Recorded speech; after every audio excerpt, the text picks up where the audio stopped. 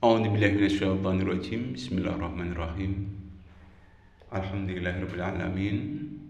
Rabbi shrahli sadri wa yassirli amri wahlul 'uqdatam min lisani yafqahu qawli, amma ba'du. Bapak Ibu serta para pendengar yang dimuliakan oleh Allah, di kesempatan ini akan saya sampaikan keterkaitan dengan pendidikan, ya. Bahwasanya perlu kita ketahui bersama, pendidikan yang kita peroleh ini dari berbagai jenjang, ya.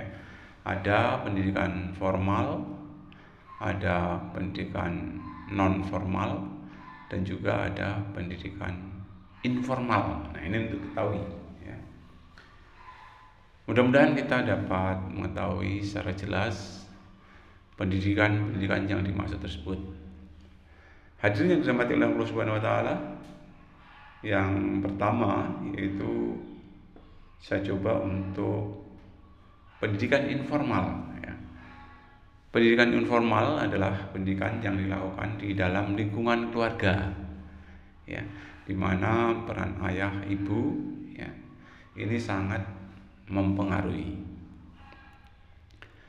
Jadi kalau kita perhatikan di sini, orang tua itu merupakan guru yang pertama dan utama. Jadi walaupun bagaimana, mari kita sama-sama didik, ya, anak-anak kita akan berbagai ilmu, tentunya ilmu yang sudah kita miliki. Hadirin yang dirahmati oleh Allah Subhanahu wa taala, kalau bicara tentang pendidikan informal, ya, ini beberapa hal yang perlu diketahui, diantaranya tanamkan pada diri anak supaya dia berbuat jujur, ya, jujur. Kemudian punya tata krama ataupun sopan santun, ya. Kemudian kita memberikan contoh teladan kepada anak-anak, ya. Hadirin yang dirahmati oleh Allah Subhanahu wa taala, keterkaitan dengan usia, ya.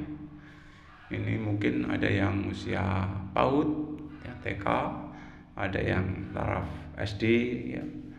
Mungkin SMP, SMA, perguruan tinggi, ya, bahkan yang namanya anak, ya, sampai kapanpun, ya, nggak ada salahnya kita memberikan masukan kepada anak.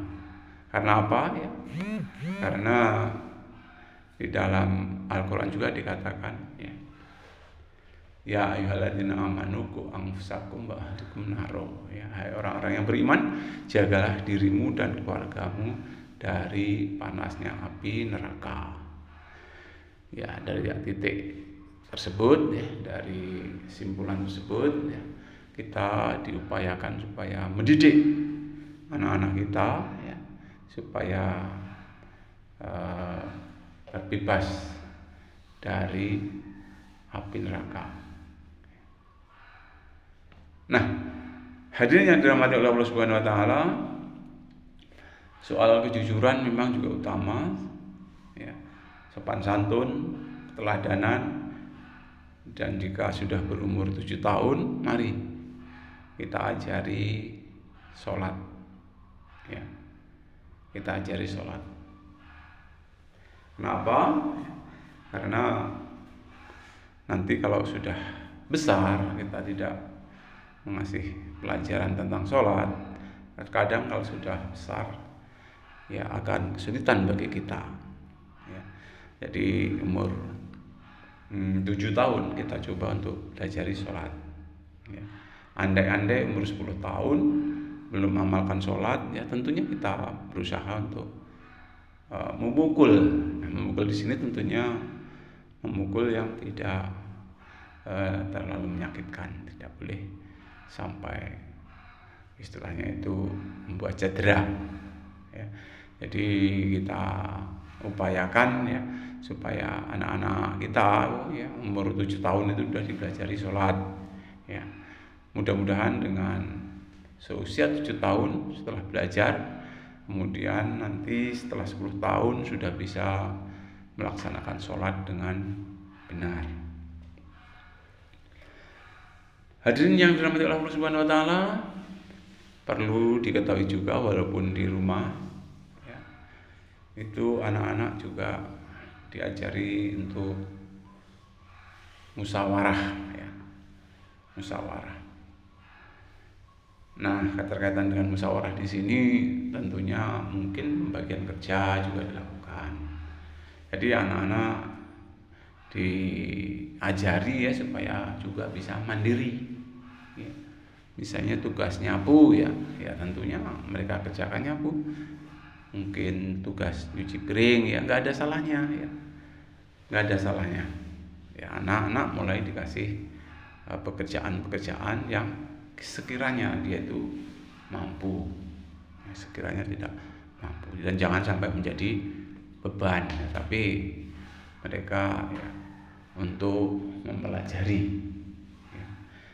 Hadirin yang dirahmati Allah Subhanahu wa taala, kemudian tentunya di dalam rumah tangga tersebut ya, harus saling membantu ya, saling bekerja sama. Dengan kerjasama yang baik, insya Allah ya dalam keluarga tersebut akan terjalin suasana yang harmonis. Ya. Jadi saling membantu, saling bekerjasama, ya. Kemudian hormat kepada yang lebih tua, ya. Sayang kepada yang lebih muda. Ya. Yang tua dihormati, yang muda dicintai, yang kecil dicintai. Ya. Dalam rumah tangga pun juga enggak menutup kemungkinan ya terjadi kesalahpahaman ataupun terjadi hal-hal yang mungkin ya tidak berkenan di hati. Jadi di dalam keluarga pun kita harus saling memaafkan. Ya. Kemudian juga perlu ditanamkan sifat sabar, ya, karena dikatakan ya dalam salah satu ayat Al-Quran itu innallaha ma'as sabirin, sesungguhnya Allah beserta orang-orang yang sabar. Ya. Diharapkan ya kita juga mempunyai sifat yang sabar. Nah tentang sabar ini tentunya nggak ada istilahnya patokan khusus sampai kapan kesabaran itu, tidak ada. Ya. Tentunya kita tetap berpegang teguh pada kesabaran, karena banyak sekali ayat Al-Quran yang memerintahkan kepada kita ya, supaya kita itu berbuat sabar ya. Ada juga itu dalam ya, Al-Quran ya, surat Ali Imran, ya ayyuhalladzina amanu sabiru wasabiru warabitu wattaqullaha la'allakum tuflihun. Ya pokoknya kita disuruh bersabar ya. Hadirin yang dirahmati Allah Subhanahu wa taala, kemudian perlu adanya pujian kalau anak itu memang berprestasi. Ya nggak apa-apa dikasih pujian, kasih hadiah pun juga nggak masalah. Ya, kalaupun memang anak tersebut nggak mempunyai prestasi, ya, nggak mempunyai prestasi juga ya jangan sampai dibenci. Ya. Hakikatnya nggak ada anak goblok, itu nggak ada. Ya, kita harus telaten ya, kita harus sabar ya, continue tetap membimbing anak supaya anak itu menjadi anak yang pintar ya, anak yang rajin, karena rajin pangkal pandai, dikatakan ya hemat pangkal kaya. Siapa yang rajin insya Allah ya, insya Allah siapapun kalau rajin insya Allah ya, dia akan pandai. Gak bedanya ya kalau kita menemukan golok ataupun pisau ya, kalau sering-sering kita asah ya, insya Allah ya, pisau tersebut menjadi tajam ya. Hadirin yang dirahmati oleh Allah Subhanahu wa taala ya. Kemudian penghargaan tentang pendapat ya. Jadi kalaupun dalam musyawarah ada yang usul ya di antara keluarga, tentunya kita harus saling menghargai ya. Jangan sampai memutus omongan ya terhadap siapa yang berbicara. Terlebih kalau orang tua sedang berbicara, kita nggak boleh istilahnya itu memutus begitu saja apa yang sedang dibicarakan oleh orang tua. Ya. Kalaupun terpaksa ya, yaitu tentunya mohon maaf dulu, maaf dan maaf dulu ya, supaya tidak terjadi merasa tersinggung. Kemudian tanamkan diri anak ya bahwa di rumah tangga itulah ya suasana keharmonisan, kebahagiaan ya harus ditanamkan. Karena apa ya? Rumahku adalah surgaku. Ya. Walaupun bagaimana ya, gimana caranya lah ya, supaya anak ini betah di rumah ya, kerasan di rumah ya. Jangan sampai di rumah kok seperti ya. Nah ini kadang-kadang di rumah kok seperti di neraka, jangan sampai terjadi seperti itu. Jadi rumahku tetap adalah surgaku ya. Nah, tentunya kita menjaga diri kita ya dan keluarga kita, khususnya itu dulu ya. Kalau soal yang lain itu setelah kita mampu menjaga diri kita dan keluarga kita, baru ya mungkin kita bisa memberikan saran ya ataupun pendapat ya kepada orang lain. Hadirin yang dirahmati oleh Allah Subhanahu wa taala ya. Kaitannya dengan mendidik anak ini ya, yang utama sekali adalah tentang ilmu agama ya, ilmu agama. Mari kita didik anak kita dengan ilmu agama ya. Karena dengan ilmu agama insya Allah ya, akan membawa anak ya, menjadi terarah di dalam hidupnya ya. Walaupun bagaimana, pendidikan yang pertama dan utama kalau bisa ditanamkan kepada anak adalah pendidikan agama ya. Tentunya dilatih tentang kejujuran ya, tentang berkata-kata yang baik ya. Tidak boleh mencuri segala macam, kalau mencuri itu dosa ya. Berkata tidak baik juga dosa. Pokoknya kita hubung-hubungkan dengan pendidikan agama. Nah ini juga perlu diketahui bahwa di dalam keluarga itu nggak boleh ya, terlalu memanjakan anak. Ya memang siapa yang memanjakan kalau nggak kita sebagai orang tua yang memanjakan anak. Tapi di sini kata-kata terlalu nggak boleh. Karena apa ya? Dengan kita terlalu memanjakan anak ya, ini juga akan menghambat psikologis anak untuk ke arah dewasa. Jadi kedewasaan anak tertunda, kemandirian anak tertunda ya, gara-gara terlalu dimanja. Jadi berikan dia ya leluasan untuk tidak terlalu dimanja ya. Nanti kalau kecil terlalu dimanja, tua teranja ya, udah remaja teranja ya. Dikit-dikit kalau enggak ini nangis, dikit-dikit kalau enggak ini nangis ya. Karena namanya anak ya, itu nggak lepas dari tangis ya.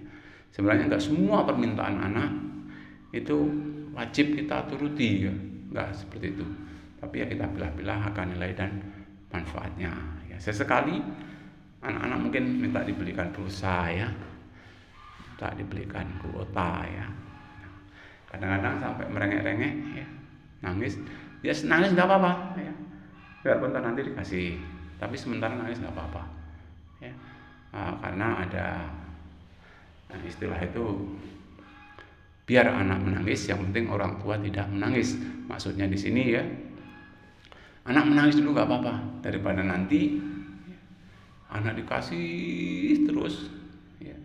Setelah dewasa akhirnya orang tua nangis gara-gara anaknya minta, kita tidak mampu untuk membelikannya ya.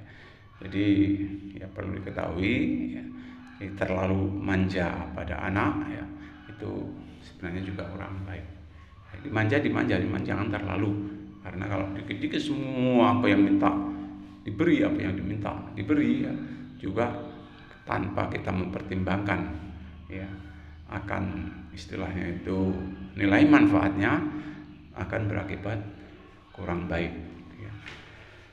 Hadirin yang dirahmati oleh Allah Subhanahu wa taala, itu diantaranya ya pendidikan yang ada di keluarga. Sedangkan soal pendidikan yang ada di dunia masyarakatan ya, itu juga banyak sekali ya, pendidikan yang ada di masyarakat ya.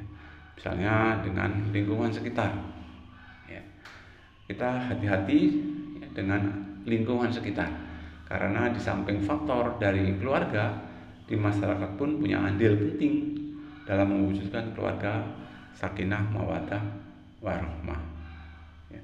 Jadi masyarakat pun punya andil penting dalam mewujudkan keluarga sakinah mawaddah warahmah. Ya. Ya tentunya di masyarakat, ya, tentunya kita lihat anak-anak ini bergaul dengan siapa, ya. Perkembangan mentalnya gimana. Ya. Ya, mungkin bisa jadi jangan sampai bergaul dengan orang-orang yang mungkin, ya, orang-orang tersebut, ya, tidak ada istilahnya itu tata krama yang baik. Ya. Mungkin bisa jadi, ya, yang saat ini ada istilah kenakalan remaja. Sebenarnya bukan hanya remaja saja yang kita perhatikan nakal, ya. Bisa jadi ini, ya, maaf, remaja ada yang nakal, orang tua pun juga kadang-kadang ada yang nakal. Nah ini kenakalan tersebut, ya, itu juga sangat dipengaruhi oleh lingkungan. Ya. Jadi kalau punya anak, ya, nggak ada salahnya seandainya anak itu diberi kewenangan untuk megang HP, nggak ada salahnya sesekali, ya, kita perhatikan juga, ya, isi HP-nya itu apa. Ya. Nah, isi HP-nya itu apa, ya, kalau hal-hal yang kurang baik tentunya kita sampaikan kepada anak bahwa hal tersebut sebenarnya merusak akal pikiran pada diri anak. Ya. Hadirin yang dirahmati oleh Allah Subhanahu Wa Taala, juga jangan, ya, gara-gara kita sibuk, ya, akhirnya ada kurang perhatian pada anak, jangan. Ya. Karena bisa jadi, ya, karena kesibukan kita kurang perhatian, akhirnya anak jadi korban, jangan sampai. Walaupun sibuknya bagaimana, ya, perhatian khusus kepada anak tetap kita perhatikan, ya. Karena kadang-kadang kalau kita terlalu nggak memperhatikan, bisa jadi anak juga akan mencari, ya, solusi-solusi sendiri yang mengakibatkan kurang baik. Ya. Hadirin yang dirahmati oleh Allah Subhanahu Wa Taala, banyak terjadi penyimpangan moral, ya, yang dilakukan oleh seseorang, ya, ataupun anak, ya. Di antaranya mengambil hak milik orang lain, ya, kita perhatikan jangan sampai, ya. Kemudian senang mengolok-olok, ya, mencaci maki, ya. Bahkan kadang-kadang terjadi tawuran. Nah itu kalau bisa jangan sampai terjadi, ya, kita ajarilah bahwa itu perbuatan yang kurang baik, ya. Kemudian coret-coret tembok, ya. Kadang-kadang di WC digambari yang tidak, itu juga, ya, kalaupun kita tahu, ya, segera mungkin, ya, kita hapuslah tulisan-tulisan seperti itu, ya. Kita ajari juga anak tentang kebersihan, ya. Sebenarnya bukan hanya di lingkungan rumah saja yang bersih, di masyarakat pun, ya, di tempat-tempat umum pun, ya, mungkin di masjid, ya, di musola, di balai desa, ya, dimanapun tempat-tempat umum, kalaupun toh terjadi WC yang kotor, itu kewajiban kita bersama untuk membersihkannya, ya, kewajiban kita bersama untuk membersihkannya. Buktikan, ya, bahwa kebersihan itu merupakan sebagian dari iman. Nah itu buktikan bahwa kebersihan itu adalah sebagian dari iman. Juga kadang terjadi mungkin, ya, karena sesuatu lain hal terjadi kekerasan dalam rumah tangga, itu jangan sampai, ya. Jangan sampai terjadi kekerasan di dalam rumah tangga. Kalau bisa, ya, jangan sampai anak itu berani sama orang tua, ya. Belajar, ya, yang baik, mungkin di tempat umum, makan dan minum juga diperhatikan, jangan sampai, ya, makan dan minum, ya, yang kurang pas, ya. Makan menggunakan tangan kiri, ya, minum menggunakan tangan kiri, ya, itu juga kurang sesuai. Itu juga nggak ada salahnya di tempat-tempat umum, ya, kita sampaikan kepada anak-anak kita, ataupun orang yang sudah tua juga nggak masalah, ya, dengan catatan kita mohon maaf dulu, ya, jangan sampai terjadi kesan yang tidak diinginkan, ya. Kemudian mungkin terjadi hubungan yang kurang harmonis, ya, sehingga terjadi kekerasan seksual. Nah ini kadang-kadang karena kurang perhatian dari orang tua, anak-anak kadang-kadang ada di antaranya yang melakukan kekerasan seksual. Jangan sampai ya. Bahkan apalagi orang tua jangan sampai ya, terjadi kekerasan seksual ya. Hadirin yang dirahmati oleh Allah Subhanahu wa taala ya. Ke semua penyimpangan moral tersebut ya, itu jalan terbaiknya adalah melalui pendekatan ilmu agama ya. Jadi gimana caranya anak-anak kita itu ya dikasih ilmu agama ya, tentunya ilmu agama yang baik ya. Nah, mungkin dengan ilmu agama insya Allah anak-anak kita akan menjadi anak yang solehah. Mungkin itu yang dapat saya sampaikan. Dikurang saya minta maaf. Saya akhiri. Assalamualaikum warahmatullahi wabarakatuh.